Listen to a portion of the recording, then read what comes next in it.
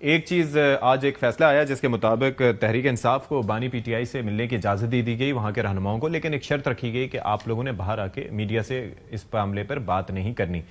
دوسرا یہ ہے کہ کوئی تحریک کا جو تذکرہ چل رہا تھا اس پر سلمان اکرم راجہ صاحب نے کیا فرمایا، وہ ذرا سن لیتے ہیں۔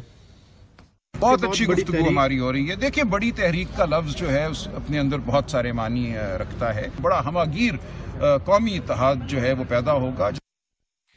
چلیں جی، تو یہ آپ نے گفتگو سن لی۔ سینیٹر صاحب، اب یہ بتائیے گا کہ اب یہ کافی ریلیف ملا ہے آپ کو عدلیہ کی جانب سے، تو اب آپ لوگ خوش ہیں، مطمئن ہیں اس سے؟ دیکھیں جی، میں قبل از وقت جو ہے وہ جس طرح سے جب پیناما کیس کا پہلا فیصلہ آیا تھا تو پی ایم ایل این والوں نے مٹھائی بانٹنی شروع کر دی تھی نا، تو میں اس طرح سے ابھی اتنی جلد بازی میں کوئی اس نتیجے پہ نہیں پہنچنا چاہتا۔ میں تو صرف یہ کہہ رہا ہوں کہ اللہ کرے اس فیصلے پر عمل درآمد بھی ہو جائے، کیونکہ آپ نے یہ دیکھا کہ توہین عدالت کی ایک پٹیشن جو تھی سنگل بینچ کے آگے اسلام آباد ہائی کورٹ کے پینڈنگ تھی مشال یوسفزئی کی، جس میں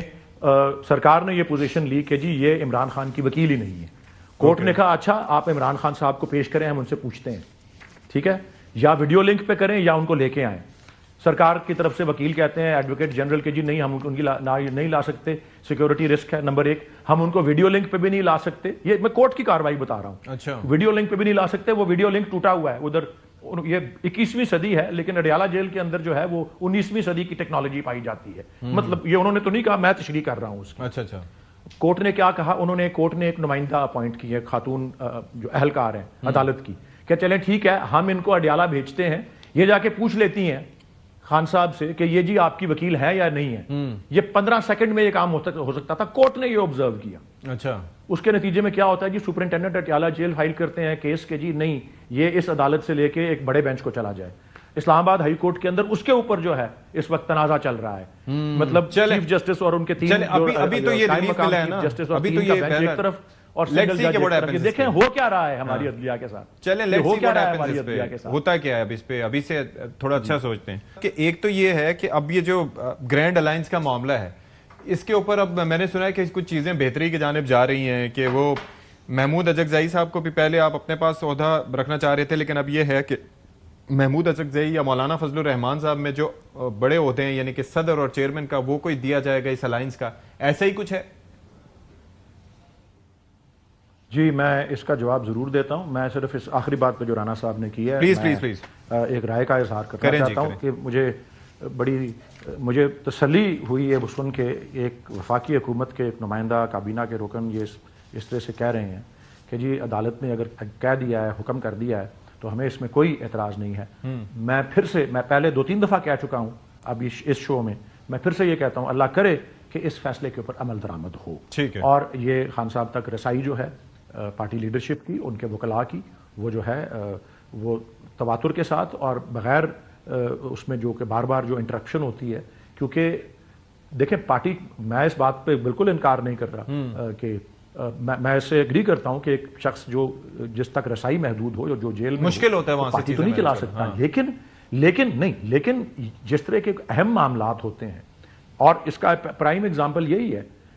کہ جو قومی جو سلامتی کی کمیٹی تھی پارلیمانی جس کی میٹنگ ہوئی اس میں شرکت مشروط تھی، یہ نہیں کہا تھا کہ ہم نے شرکت کا کہہ دیا تھا، ہم نے لسٹ بھیجی تھی، اور وہ لسٹ جو تھی وہ صرف کیونکہ ٹائم دن کا ایسا تھا کہ جی اس سے پہلے بھیج دینا، رات کے وقت تو نہیں، وہ فیصلہ رات کو جب ہوا تو وہ مشروط کر کے ہوا، وہ لسٹ اسپیکر آفس سے کہیں لیک ہوئی تو یہ تاثر گیا کہ جی ہم نے فیصلہ کر لیا تھا جانے کا، فیصلہ مشروط تھا۔ میں صرف یہ کہہ رہا ہوں کہ ایسے اہم معاملات پر بغیر top leadership of the party جو بانی چیئرمین ہے اس کے شرکت کرنا جو ہے وہ بالکل بے معنی ہے، اس لیے اس کا ہم نے بائیکاٹ کیا، ہم نے مشروط جو ہے کیا تھی بات اس کے اوپر گرینڈ الائنس ملک کی سلامتی کا تھا، وہ ایک بالکل تھوڑی سی ایک چیز یہ ہے کہ اس کے اندر میرے خیال میں آپ کے اپنے رینکس میں بھی تھوڑا سا ایک وہ کافی کنفیوژن پائی جاتی ہے۔ نثار جٹ صاحب ہمارے پاس آئے تھے تو وہ یہ کہہ رہے تھے کہ ہمیں جانا چاہیے تھا، بتا دیتا ہوں کہ انہوں نے کہا وہ رکن قومی اسمبلی ہیں، انہوں نے کہا کہ جانا چاہیے تھا، کوئی کنفیوژن نہیں تھی، نہیں چند لوگوں نے یہ ضرور کہا تھا جانا چاہیے تھا، لیکن چند لوگ اگر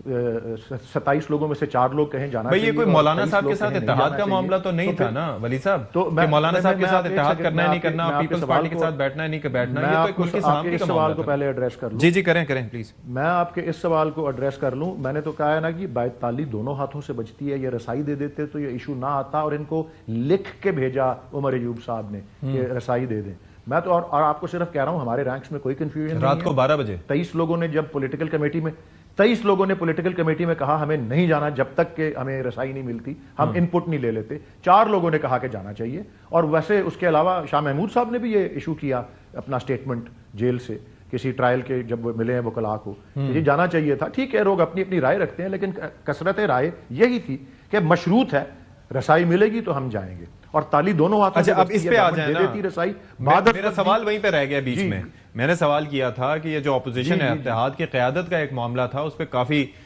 थोड़ा सा कंसर्न्स पाए जा रहे थे कि मौलाना साहब ने पीडीएम की भी क़यादत की थी, तो वो चाहते होंगे कि उनको कोई एक मतलब ये कि मरकजी ओहदे पे रखा जाए। तो अब क्या तय पाया है उस हवाले से? अभी गुफ्तो शनीद जारी है और खास तौर पे उसको लीड कर रहे हैं असद कैसर साहब। हमारी अपनी तरफ से तो कोशिश यही होगी, क्योंकि हमें नज़र आया है पिछले काफ़ी सारे महीनों से कि मौलाना साहब और हम, हालांकि अगर आप पीछे साल हा साल जाएं तो मुसलसल हमारा एक टकराव और खिंचाव और एक तसादुम और एक सियासी इख्तलाफ तो चलता आ रहा है, लेकिन इन महीनों में और पिछले खास तौर पे 8 फरवरी 2024 के इलेक्शन के बाद के जो वक्त है, उसमें हमें नज़र आ रहा है कि वो और पीटीआई और JUIF में बहुत सी हम ख्याली जो है पाई जाती है। तो हम ज़रूर अपनी कोशिश में इसमें होंगे कि ग्रैंड अलायंस जो है वो बिल्कुल बने। और इसकी जो अभी तफसीलात हैं, क्योंकि अभी तक गुफ्तो शनीद जारी है, कोई हतमी फैसला नहीं हुआ, तो मैं कबल अज़ वक्त तो ऐसी कोई बात नहीं करना चाह रहा, ना कोई नहीं। तो ऐसा कुछ आपके सुनने में आया है कि अचकजई साहब को कोई किसी एक को चेयरमैन या किसी एक को सदर बनाया जाए, मौलाना साहब और अचकजई साहब में से? देखें जी, जो हमने अलायंस बनाया हुआ है फिलहाल उसके सरबराह तो अचकजई साहब ही हैं। अच्छा। ऑब्वियसली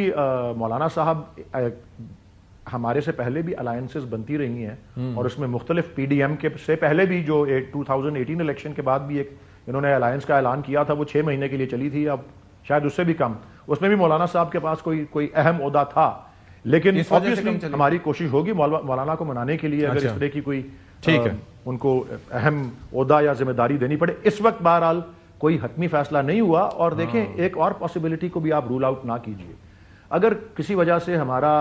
एक मुकम्मल इत्तेहाद अगर नहीं भी हो सकता, जिसमें वो बायलानिया हमारे साथ शामिल हों किसी इत्तेहाद में, जिसका हम वैसे तवक्को कर रहे हैं कि वो होंगे, लेकिन किसी वजह से ना भी हो, तो आपने वो देखा था 2014 में वो कजन्स वाली बात जो डॉक्टर ताहिरुल कादरी में और हम में हुई थी, तो वो कजन्स, क्योंकि मौलाना साहब ने अपना ऐलान वैसे ही किया हुआ है कि ईद के बाद हम भी मुहिम चलाएंगे, वो ऑन हिज ओन। तो वो भी एक पैरेलल में हम एक ऐसी मुहिम कर सकते हैं जिसमें वो और हम कजन्स बन के शरीक हो जाए।